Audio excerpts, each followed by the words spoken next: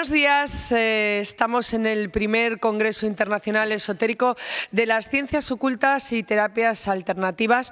Hoy estamos ya en la recta final, pero una recta final que va a acabar a lo grande y va a acabar para darle comienzo, porque este es un primer congreso que tendrá continuidad y esperemos durante muchos años.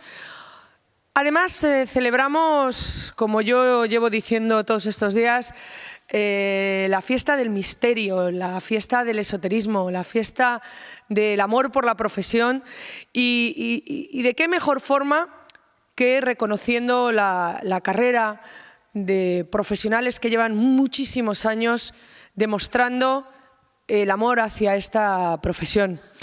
En este caso, tengo a mi lado a Alfonso Trinidad, director de Magic Internacional, y a mi derecha tengo a Anaís Díaz Mena, codirectora de este primer Congreso Internacional Esotérico de las Ciencias Ocultas y Terapias Alternativas que estamos celebrando aquí en la ciudad de Marbella. Buenos días. Buenos días a todos, me pongo por aquí. Me escucháis, ¿verdad? Sí.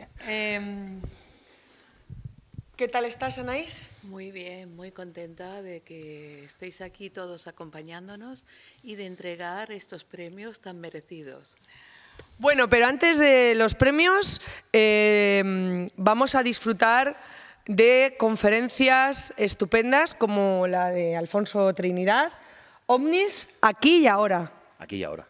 Ahora van a aparecer por aquí, por la puerta.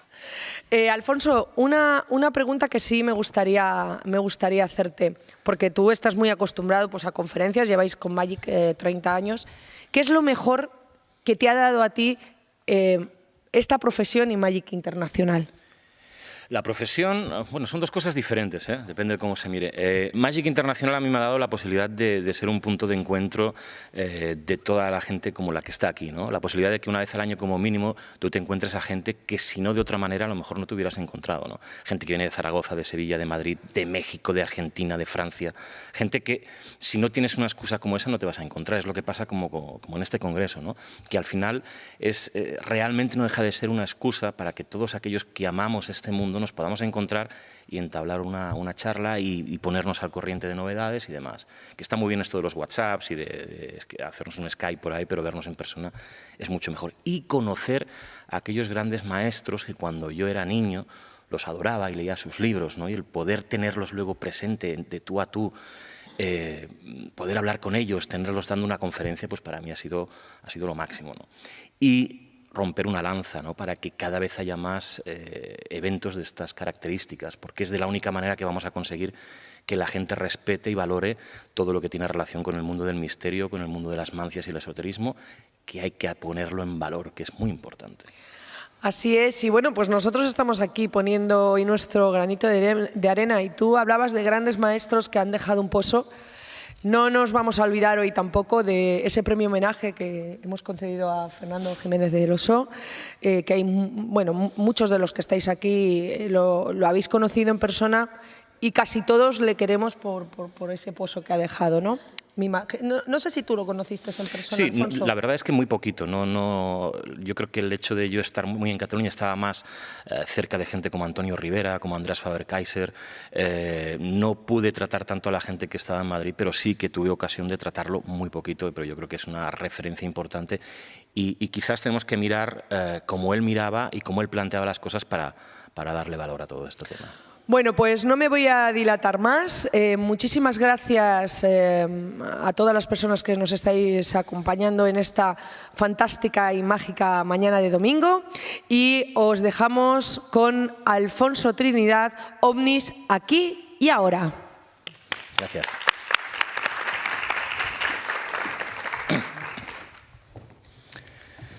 Bueno, antes, obviamente, agradecer a Victoria Anaís pues, la posibilidad de estar aquí, ese premio Magic Internacional, y a vosotros pues, estar aquí. Y antes de nada, a comentaros que no os ha afectado el tequila, que la hora de más que habéis dormido tampoco os ha afectado. Es cierto, en el programa pone que iba a hablar sobre cazadores de brujas y caza de brujas, y he cambiado esa conferencia. Es un libro que que publico con Luciérnaga, con Planeta, y tiene previsto su salida para finales de noviembre, ¿no? Entonces, el hecho de que el libro no saliera hasta finales de noviembre pues es lo que ha hecho que decidamos cambiar la conferencia, porque si no, no había algo que hiciéramos referencia a él. Y entonces he decidido hablaros de lo que más me gusta realmente y de lo que creo que más sé, a pesar de que sé muy poco, que es el tema OVNI, ¿no? Y va a ser algo muy cortito, muy rápido, pero quiero dejar claras algunos aspectos interesantes, al menos para mí, tanto para aquellos que ya conocéis lo que es el fenómeno OVNI, que os gusta como aficionados o como investigadores o como estudiosos, y para aquellos que no tienen ni idea del fenómeno. Y para hablar de OVNIs hay que empezar por el señor que estáis viendo en la pantalla. Claro, los que ya saben de lo que estamos hablando dirán, madre mía, este tío va a empezar otra vez con Kenneth Arnold, no me lo puedo creer, si esto ya lo sabe todo el mundo. Bueno, pero es igual, yo creo que hablar del fenómeno OVNI y no hablar del inicio, del origen, de lo que llamamos la ufología, sería faltar un poquito a la historia del fenómeno, ¿no? Y lo digo porque es importante, porque hoy en día todos aquellos a los que estáis viendo programas en televisión, sobre todo hoy en día un fenómeno que es los canales de YouTube, los podcasts y demás, con mucha facilidad accedemos a información en relación a los ovnis y en relación a la posibilidad de que seres extraterrestres nos estén visitando, y lo que pulula por la red no tiene demasiado que ver con lo que es la ufología. Y eso es lo que yo quiero dejar claro, al menos en los primeros 5 minutos, ¿no? Y ya os digo, porque todo comenzó con este señor. Con este señor y lo que sucedió después. Kenneth Arnold, lo voy a contar muy rápidamente, para los que no lo sepan, un aviador civil que estaba en labores de búsqueda, 24 de junio de 1947, cerca del Monte Rainier, en el estado de Washington.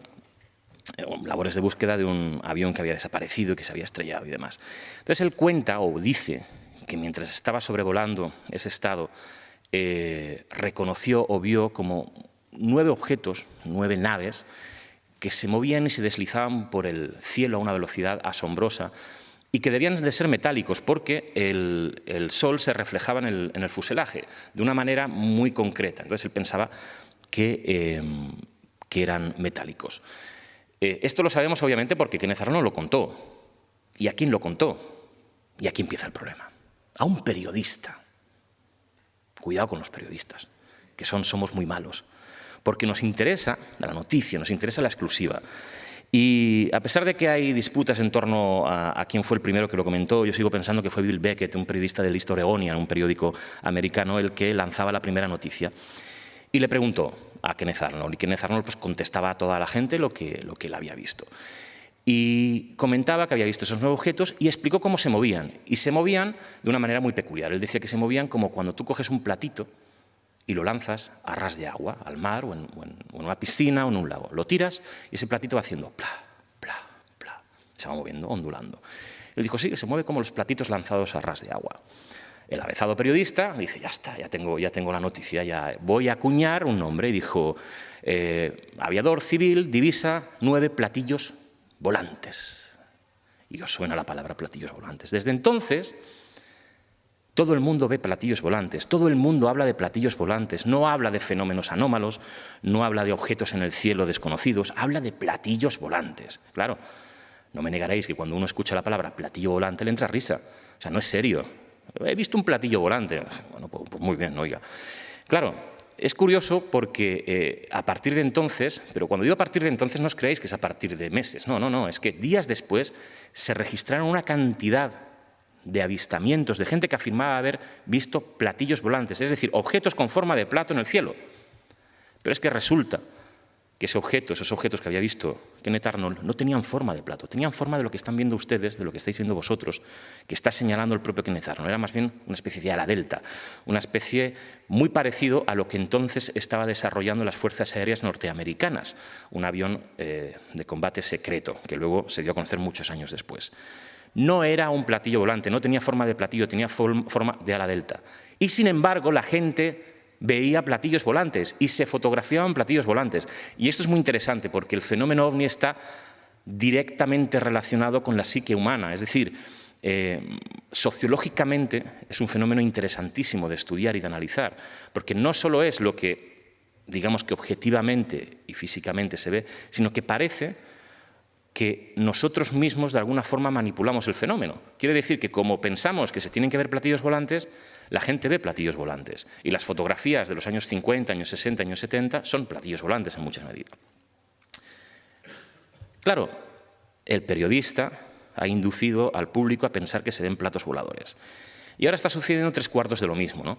Yo, como a partir del año 2001, 2002, 2003, estuve unos 10, 12 años al margen de toda esta temática, me cansé, me aburrí de muchas cosas que no vienen a cuento, y hace unos 4 o 5 años volví a hacer un programa de radio, volví a investigar un poquito, y empecé a indagar, y le pregunté a un buen amigo mío de esta temática, le preguntaba, oye, ahora, ¿qué es lo que se cuece, ¿no? ¿Quiénes son los investigadores más punteros? ¿Qué es lo que se está analizando en el mundo de la ufología y demás? Y dice, no te lo vas a creer. ¿Te acuerdas de fulanito? Digo, sí, hombre, me voy a acordar de fulanito. Mírate su canal de YouTube. Voy allí, miro. Hostia, medio millón de suscriptores. Este señor que nos seguía a todos como si fuera un nazareno. Y no tenía ni idea, sí. ¿Pero por qué? No, porque es que dicen que hay 1500 razas en el mundo de extraterrestres que nos están siguiendo. Reptilianos. Es decir, la ufología había desaparecido y lo que había arrancado con más fuerza era lo que desde hace años se llama, o se engloba en lo que podríamos definir exopolítica, es decir, gente que ya no necesita tratar de convencernos de la posibilidad de que naves o extraterrestres nos están visitando, sino que ya dan por hecho que nos visitan y que dentro de esas naves hay razas de seres extraterrestres de muchísimos planetas. Están entre nosotros, nos manipulan e incluso la reina Isabel II es una extraterrestre. Quería pasar antes de esto una foto porque, claro, a mí cuando me hablan de reptilianos me viene a la mente esta señorita.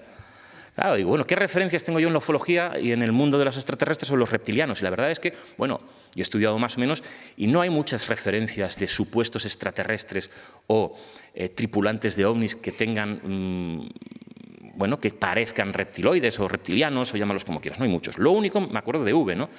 Claro, y me da pena porque a mí esta chica me apasionaba. Yo cuando esta serie la veía, yo creo que tenía 12, 13 años, una cosa así. A mí me encantaba Diana. Ahora, claro, cuando se arrancaba la cara, de verdad que me daba un poquito de asco, la verdad. Bueno, y todo esto nace, de alguna forma, gracias o por culpa de este señor Zecarías Sitchin, un autor que publicó una saga de libros fascinante, arrancando por uno que se llamaba El 12º planeta, en el que hacía una, podríamos definir, traducción de algunos textos, y para resumirlo mucho, fue, digamos, el origen de un planteamiento en el cual se decía que una civilización como la sumeria le debía su origen a unos dioses que no eran tales dioses, sino que eran extraterrestres.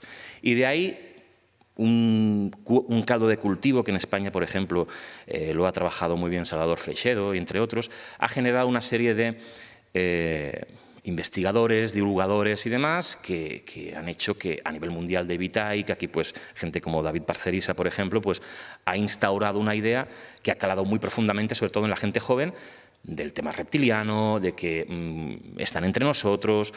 Bueno, y eso es una problemática. Y ahora haciendo un poquito de autocrítica, si esto ha sucedido es posiblemente porque los divulgadores lo hemos hecho mal durante años. Tanto el divulgador como el público. Es decir, si hay un público, o ustedes, o vosotros, o yo, como persona que me encargo de tratar de ver cosas que suceden en la red, y veo un vídeo de YouTube y me dicen 17 millones de reproducciones de un ovni que sale del mar y un barco pesquero gallego lo está viendo, mira, un ovni tal, y todo el mundo se lo cree y ya está. Es verdad, es que sí que es verdad, no lo has visto, tío, te lo voy a pasar, se lo pasa. Mira, un ovni. Y es verdad. ¿Y por qué es verdad? Porque sale, es como cuando mi abuela decía, es que ha salido en la tele, ha salido en el telediario, ¿no? Y antes cuando las cosas salían en el telediario era porque eran verdad, ¿no? Y ahora parece que cuando salen en YouTube son verdad, pues no. Entonces tenemos un pecado importante y es creernos absolutamente todo lo que vemos. Deberíamos tratar de ser un poquito más críticos y más analíticos. Cuando leemos el periódico, cuando vemos un programa de televisión o cuando nos acercamos a un canal de YouTube, tendríamos que tratar de ver el origen y la fuente de que te están contando, ¿no? O como mínimo tratar de compararlo con otras noticias. Nos hemos acostumbrado a lo fácil, nos hemos acostumbrado a que nos creamos lo que nos dicen, y quizá la divulgación del misterio de forma seria también ha fracasado, porque si no somos capaces de contar las cosas increíbles que suceden en este mundo en el que vivimos, que suceden, pero no llaman la atención, y lo que llama la atención es que nos digan que hay 1.500 razas extraterrestres, pues entonces es que la forma en que estamos divulgando el misterio tiene un problema, y eso es evidente, y yo creo que tenemos que tratarlo. Dejando más allá todo este tema, os voy a poner un ejemplo de esto que decimos, que está haciendo mucho daño a esta fenomenología, y es el aceptar todavía cosas que son falsas, ¿no? Tenemos que ser coherentes y empezar a definir las cosas. Y a lo mejor ahora me vais a ver un poquito escéptico, pero yo creo que es importante primero analizar estas cosas para luego ir a otros temas. Aquí vemos una foto que seguro que los que les gusta el fenómeno OVNI la conocen. OVNI Canarias 1979, publicada en un fantástico libro de JJ Benítez, La gran oleada, y se llegó a decir de ella que es la mejor fotografía OVNI de la historia, ¿vale? Seguramente, si aquí hay gente que le gusta el fenómeno OVNI y tampoco ha indagado mucho, posiblemente todavía dude y diga que, bueno, que es un OVNI, que se ha visto, que tal. Bueno, no. Esto no es un OVNI. Esto no es un OVNI. Esto ya se sabe desde hace muchos años que no es un objeto volante no identificado. Está perfectamente identificado. Pero por diferentes motivos, por querer alargar el misterio, por querer generar cosas, hay muchas personas y muchos medios que siguen afirmando que es un OVNI. ¿Y por qué no es un OVNI? Pues porque yo me rijo por el tema de las comparativas. Es decir, si yo me he pasado toda mi vida leyendo libros sobre champiñones y hongos y tengo miles de fotos de champiñones y hongos y los sé distinguir, y un día me voy al bosque y veo algo que es clavadito al champiñón que he visto durante 10 años en los libros, posiblemente será un champiñón. No. Hay señores que dicen que eso no es un champiñón, que es un extraterrestre. Y hay 1 millón de personas que se creen a la gente que dice que eso es un extraterrestre en detrimento del señor que lleva 10 años estudiando los champiñones. Bueno, pues esto no es un ovni porque el señor Benítez decía que no se parecía en nada. Ojo, no tengo nada en contra de Benítez. Para mí, gracias a él, estoy haciendo todo este tipo de cosas. Y creo que es un escritor fantástico, es un investigador fantástico, pero como todo el mundo se equivoca. Y él decía que esto es un misil Polaris, que es lo que todo el mundo decía que podía haber sido ese fenómeno. Ponía esta foto y la comparaba con la anterior. Obviamente no se parecen en nada porque las fotos están sacadas en contextos diferentes. La foto con la que se puede comparar es con la siguiente, que es esta. Y vosotros me diréis, no sé, a lo mejor yo estoy equivocado, pero si veis la primera foto, la anterior y esta, podemos definir que es la misma o prácticamente el mismo fenómeno, ¿no? Vuelvo para atrás, vemos esta que es de noche y la otra que es un poquito en otro aspecto. Pero es el mismo fenómeno, ¿no? O al menos lo parece. Y resulta que esta fotografía yo sí sé lo que es. Es el lanzamiento de un misil Poseidón en el año 1981 en California. Si esto es un misil Poseidón, ¿me queréis decir que esto, que si os fijáis en la parte de arriba, no será también un misil de esas características? Pues, hombre, vista la situación, yo creo que deberíamos ir hacia esa línea, ¿no? Tenemos aquí, quiero recordar que había alguna foto más. Esta es del OVNI de Canarias y la anterior. Y ahora nos vamos a otro tema, totalmente diferente, que ahora es cuando nos va a chocar a lo mejor un poco la historia. Os acabo de decir, seamos escépticos, vayamos a la fuente, investiguemos, analicemos, no nos creamos lo que nos dicen. Eso que habéis visto no es un ovni, tengámoslo claro. Todo lo que sea fraudulento dejémoslo ya en un cajón y sigamos hablando solo de aquello que aún no tiene explicación, porque si no así nos va en los medios convencionales. Pero ahora resulta que hace muchos años me encuentro yo con un libro que se llamaba El mensaje de otros mundos, escrito por un tal Eduardo Pons Prades, que es este señor que ven ustedes en la fotografía. Eduardo Pons Prades era un escritor, historiador, especialista en la Guerra Civil Española. Posiblemente, a mi modo de ver, a pesar de que no soy un gran entendido de la historia de la Guerra Civil Española, pero me gusta, posiblemente una de las personas que más sabía de ese momento y que mejor lo escribía, sobre todo el tema de los niños de la República, de los exiliados. Él lo vivió, lo combatió y era una persona libertaria, de profundas convicciones obreras, más bien anarquista que otra cosa. No creía absolutamente en nada sobrenatural. No creía en Dios, no creía en la religión y odiaba el Opus Dei. De hecho, recuerdo que en una de nuestras numerosas charlas coincidía con unas elecciones generales que ganaba el PP, que se sabía que iba a ganar el Partido Popular, y fue capaz de decirme semanas antes de esas elecciones quiénes iban a ser los ministros del gobierno de Aznar. Y falló solo en 2 personas. Y me dijo, Alfonso, esos ministros de Aznar son todos del Opus Dei. ¿Sabes quién va a gobernar España, no? Hay que luchar. Y seguía con su convicción de luchar por sus ideales. Bueno, pues este señor que no cree en nada sobrenatural, no cree en Dios, no cree en absolutamente nada. En aquel entonces trabajaba en el Diario de Barcelona a principios de los años 80 como subdirector. Lo contaré muy rápido porque quizás no es tanto lo que le sucedió, sino cómo lo vivió. Volvía de Francia con su coche y tiene un suceso típico que lo han escuchado 1000 veces en el fenómeno OVNI. El coche no acaba de funcionarle bien, sin saber por qué se desvía de la carretera tradicional que estaba llevando y se medio pierde. Entra por una carretera convencional, una carretera local, y al sentirse confundido, deja el coche y ve una luz en un paraje a unos 100 metros. Veis que va con un bastón. El Pons Prades tenía un importante problema de movilidad. De hecho, cuando andaba con él lo cogía del brazo porque tenía serias dificultades. Y aquí empieza lo curioso, ¿no? Me dice, mira, Alfonso, yo caminé casi 200 metros por un sendero que había una serie de altibajos, por un sendero en el que tenía que incluso apartar una serie de matojos, hasta que llegué a un lugar donde había una luz increíble y había una nave allí aterrizada con su trípode, de la que salió una luz, salió un ser así muy luminoso, con el cabello largo, y es que me dijo directamente, Pons, 20 y sube. Digo, pero, vamos a ver, Eduardo, pero así, sí, o sea, dice, yo no te sé decir si fue mentalmente, a mí me dijeron sube. Entonces, Eduardo cuenta que subió a esa nave, que le dieron una vuelta por el universo, podríamos decir, por el sistema solar, y le contaron pues cuál fue el origen del universo, el origen de la vida, cómo se planteaban las civilizaciones a lo largo del sistema solar, por cierto, muy parecido a los ideales políticos que él tenía, curiosamente. Y bueno, lo dejaron, cogió su coche y volvió a su casa tan emocionado que al llegar impactó con el coche ligeramente en la pared de su casa. Uno de los vecinos salió y le decía, Pons, ¿qué fas? Ay, perdona, es que estoy... Pum, se mete corriendo y se dedica sin parar a escribir el suceso que le había ocurrido. Escribió. Él ya había escrito varios libros sobre la guerra civil, es decir, era una persona reconocida. Y además íntimo amigo de José Manuel Lara, el famoso editor ya fallecido de Planeta. Entonces, al cabo de unos días, llega con ese manuscrito. Eran amigos, imagínense ustedes. José Manuel Lara, franquista, ultraderechista, Eduardo Pons Prades.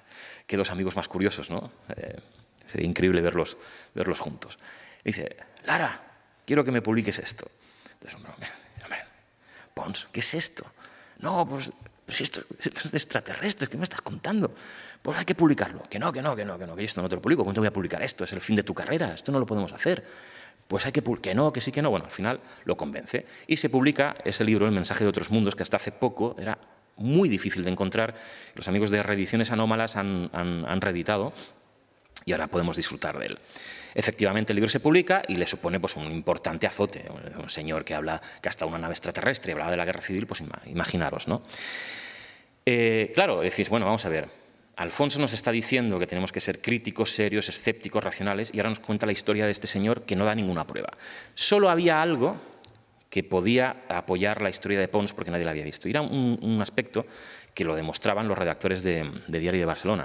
En aquella época, cuando tú hacías una editorial, tenías que enviar pues, las 1000 palabras, 1500, 500 palabras, etc. No es como hoy que tenemos unos procesadores de texto que más o menos te van arreglando el percal. Allí o le entregabas las 500 palabras perfectas o alguien te lo tenía que corregir o te lo volvían a dar y te decían, oye, ¿qué te has pasado en 15? Arréglalo, joder, arréglalo.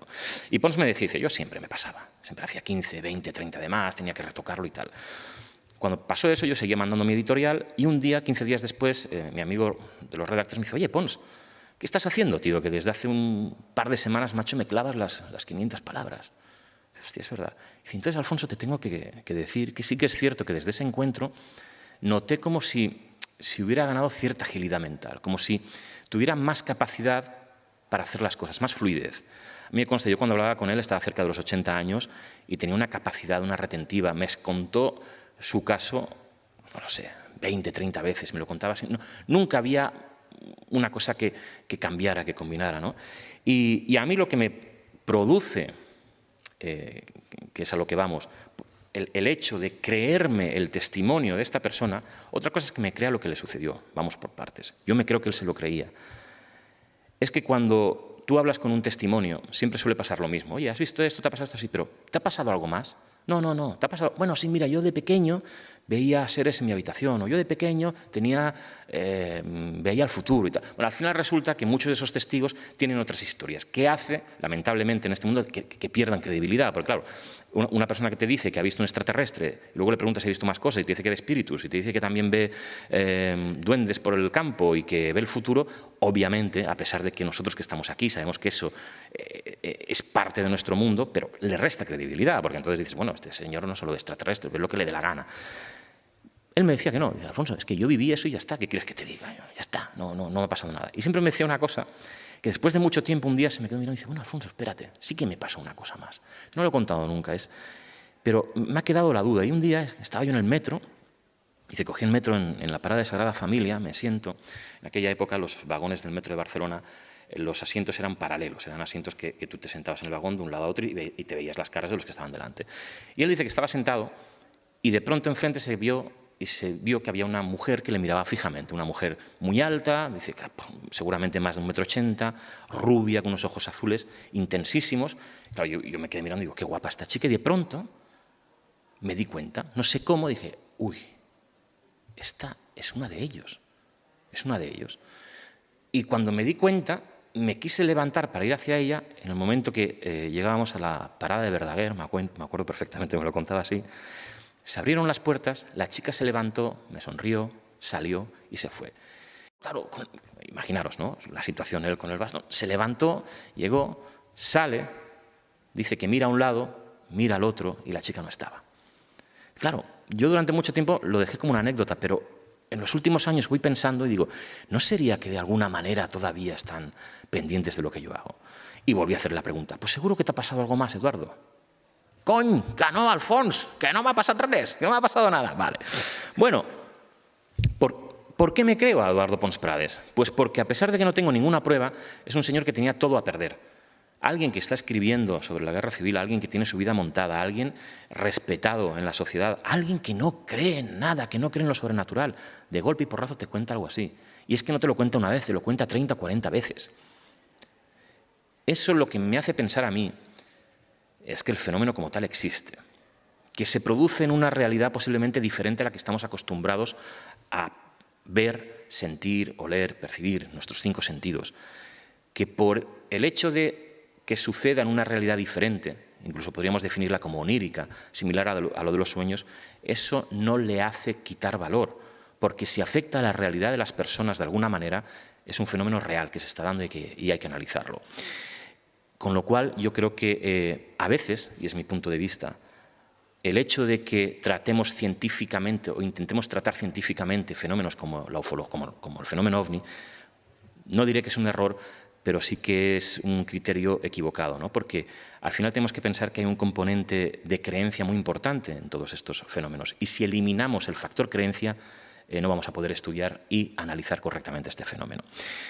Yo os quiero enseñar...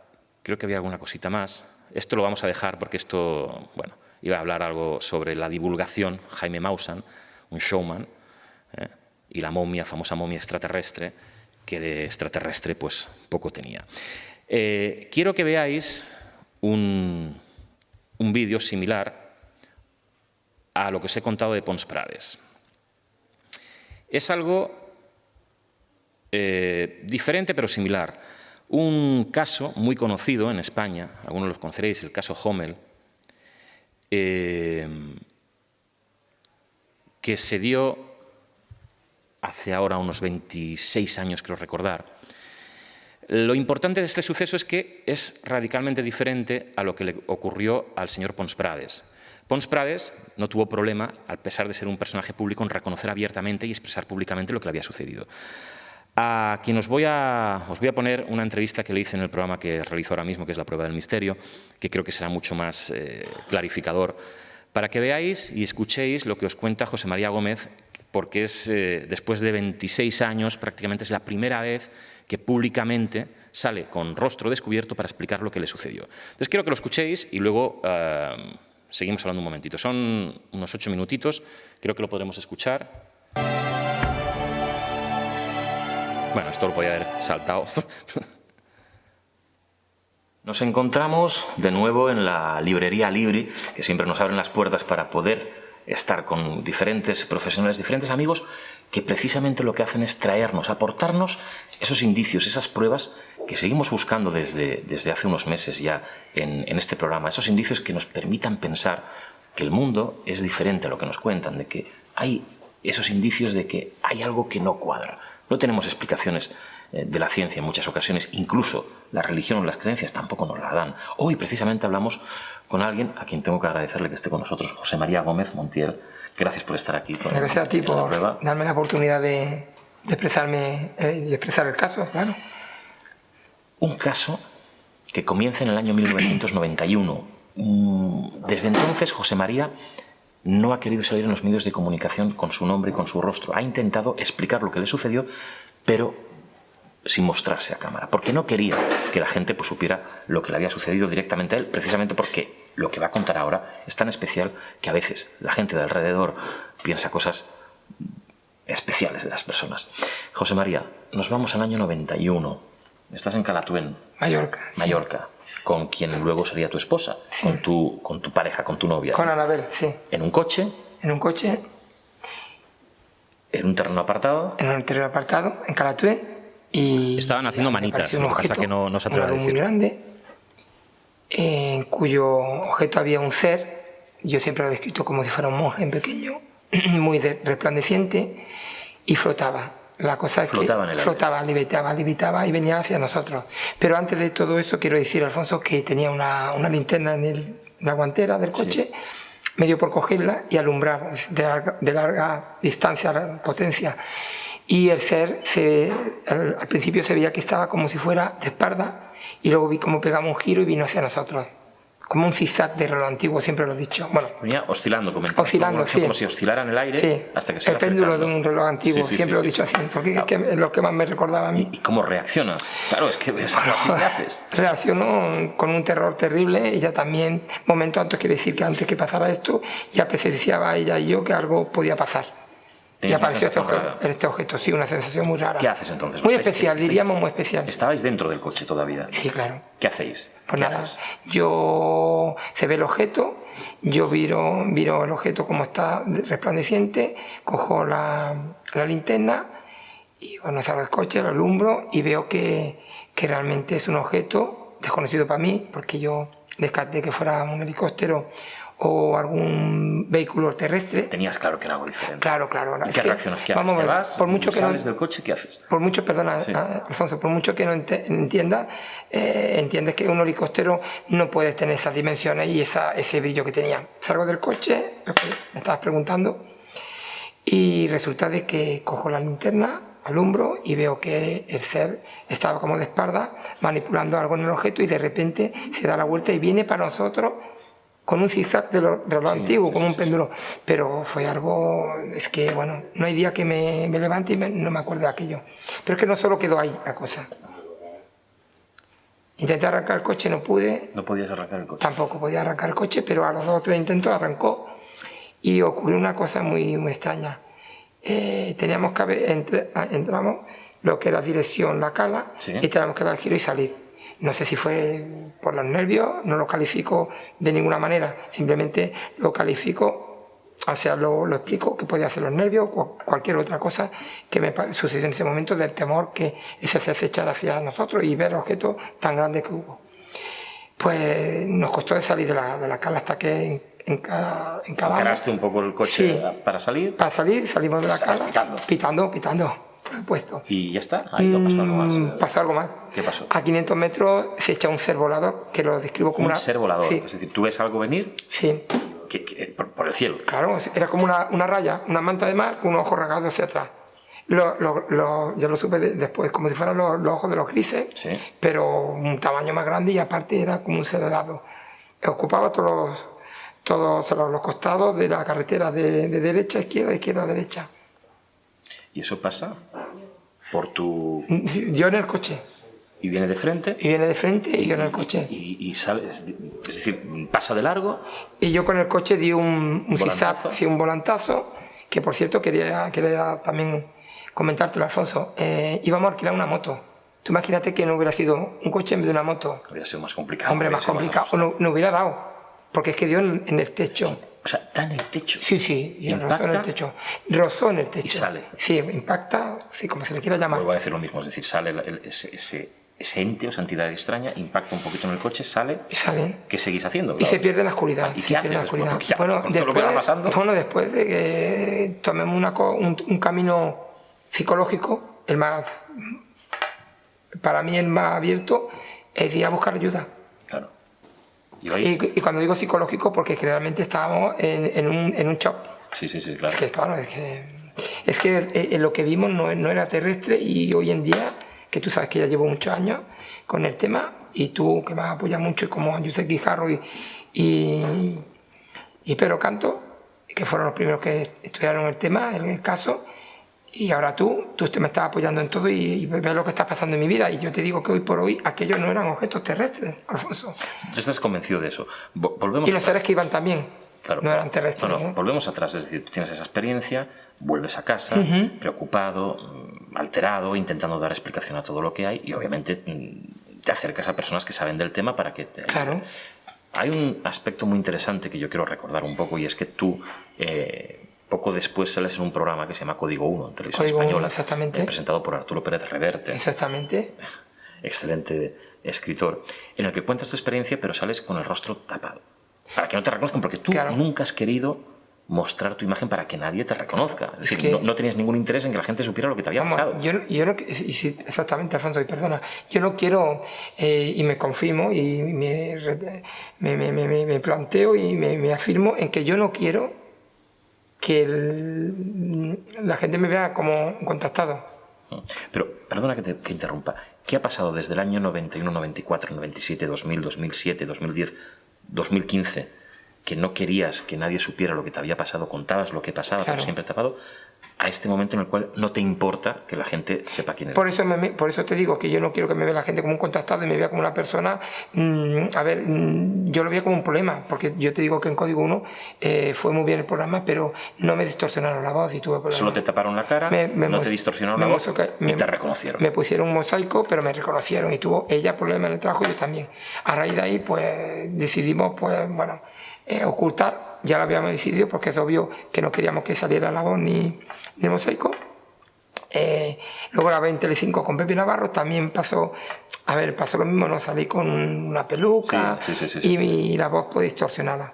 Lo único que ocurre es que yo no quería publicidad. En aquel momento no, ahora no. os ha cambiado, crees que es momento de hacerlo, Claro. pero me gustaría que nuestros espectadores supieran cómo evoluciona. Es decir, después de ese caso, tú tienes más experiencias, empiezas a tener sucesos extraños y Visitantes de impresiones dormitorio. extrañas. Visitantes de dormitorio, que En el es 92. una sensación de que algo se acerca a tu casa, es decir, algo entra en tu dormitorio, algo que no es normal. Ya. Algo entra en mi vida a partir del 92, donde estaba en el cuarto y aparecieron una luz muy grande en el comedor, y a raíz de ahí, un momento antes, perdona, tengo que decir que como una bola, un Foo Fighter, Foo Fighter, ¿no? Foo Fighter, una bola Sí, de fuego. de fuego, decirlo, ¿sí? pero aquello era luminoso, no tenía nada incandescente como el fuego. Era en verano, abrieron, la ventana estaba abierta y entró la bola y escruñó en lo que es el cuarto, dio una vuelta y se fue. Y al momento ya vimos los seres, una luz muy grande en el cuarto, en el comedor, perdona, cuando ya se había ido esta bola, y en el comedor vimos una luz muy grande, y a raíz de ahí vimos silueta de seres, y es cuando me abdujeron y me llevaron por un haz de luz a su hábitat. Dices que esos seres te abdujeron, eso lo recuerdas, no Bajo hipnosis. bajo hipnosis. Claro. José María, te invito a que vengas la semana que viene, si te parece.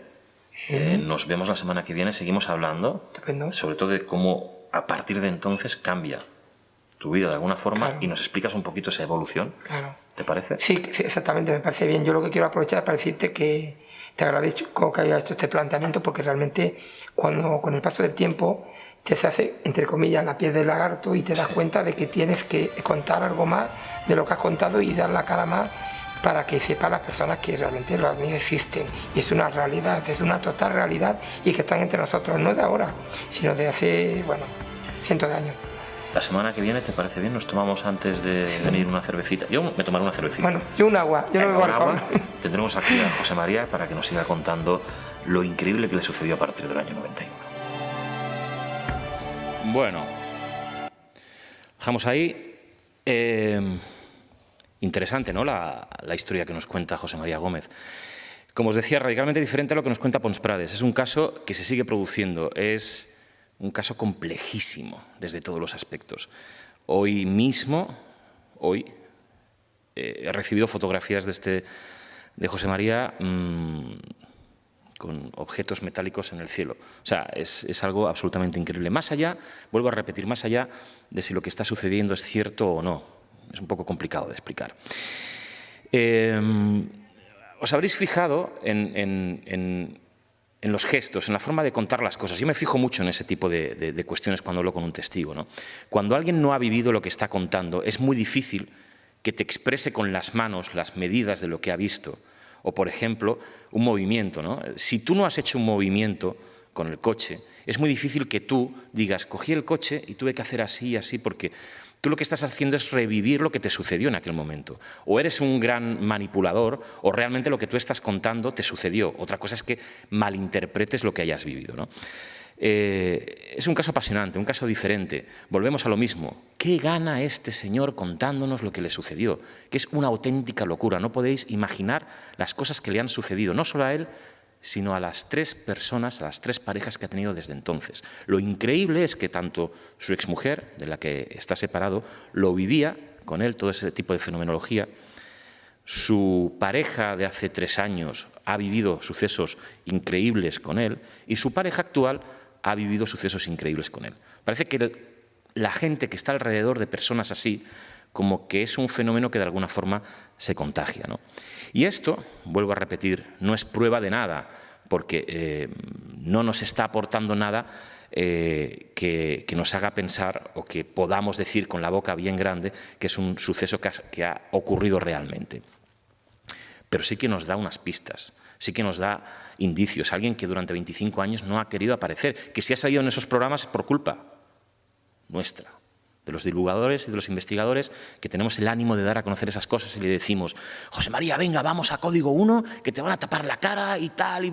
Porque yo soy periodista y trabajo de eso y vivo de los testigos. Y cuando yo vivo de los testigos a veces estoy haciéndole un flaco favor a la investigación, a la divulgación, porque al testigo hay que protegerlo, porque lo que le ha sucedido, independientemente de que sea verdad o mentira, es un problema para él en su vida y lo vive así. Cuando accede o cuando busca a alguien como nosotros, lo que está buscando es ayuda. No está buscando a alguien que luego lo lleve a la televisión para que cuente las cosas. Eso se puede dar porque a veces, como ha sucedido José María, dice, no, yo ahora ha llegado el momento de que quiero contarle a la gente lo que ha sucedido. Nosotros, como divulgadores e investigadores, tenemos que tener muchísimo cuidado con lo que hacemos con los testigos y con lo que hacemos con los testimonios. Y eso es un tema lamentablemente de moda en el último mes, los últimos meses, con algunos casos que yo creo que todos habéis vivido en los medios de comunicación, llamémosle caso Vallecas o otros, en los cuales al final el testigo y lo que sucedió en su día es utilizado por los divulgadores, es utilizado por nosotros de manera tendenciosa. Tenemos que tener cuidado con eso, tenemos que tener más sentido común y más respeto a las personas que han vivido cosas, aun cuando estén engañando. Así que yo lo único que quería hacer es plasmaros, mostraros un poquito lo que es en sí el fenómeno OVNI, cómo se puede investigar y, sobre todo, cómo nosotros, que nos gustan estos temas, deberíamos afrontarlo viéndolo en un canal de YouTube, viéndolo en una conferencia como la que les está dando un servidor y, sobre todo, yéndose de aquí diciendo, a ver, voy a ver qué hablan de Hommel, voy a ver qué dicen de Pons Prades, a ver qué leches nos ha contado este señor, porque seguramente, como han hecho otros antes, también nos está engañando. Muchas gracias.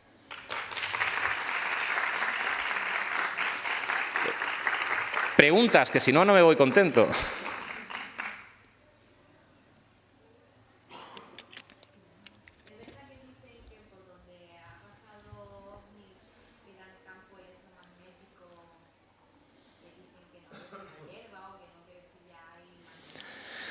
A ver, eso es como todo.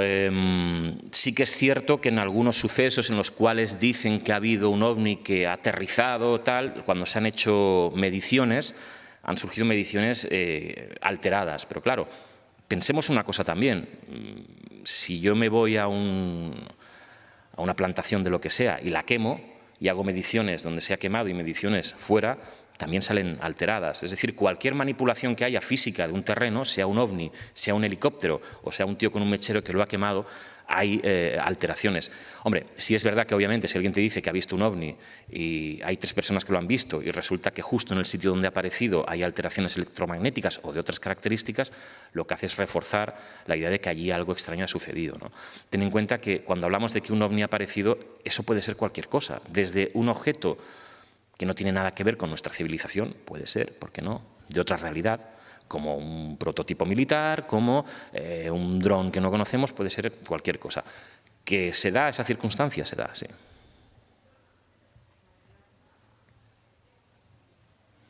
¿Alguna cañera, alguna que ponga en cuestión las cosas? Callejo. Vámonos a tomar un par de cervezas porque acabamos todo el día.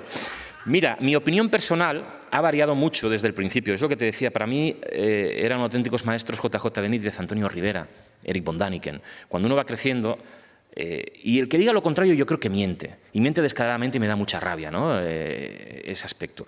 Todos los que ahora tenemos una edad que va entre los 30 y pocos y los 60 y pico, empezamos a interesarnos por estos temas porque creíamos de verdad o nos gustaría de verdad que el planeta Tierra estuviera siendo visitado por razas extraterrestres y que los ovnis que se veían en el cielo eran naves extraterrestres que venían.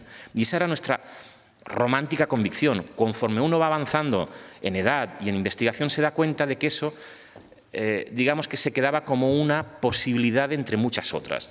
Y después de todo eso, mi convicción, que ha cambiado muchas veces, es que para mí el fenómeno es real, pero entonces tendríamos que hablar cuál es el concepto de realidad que tengo de la vida y que tenemos. La realidad se hace patente en nuestro mundo de maneras diferentes. Nosotros tenemos una realidad que es la cotidiana, que nos da nuestros 5 sentidos y lo que la ciencia ha desarrollado como un método científico que nos permite analizar lo que vivimos y lo que hacemos, ¿no?, y por qué se producen determinados fenómenos.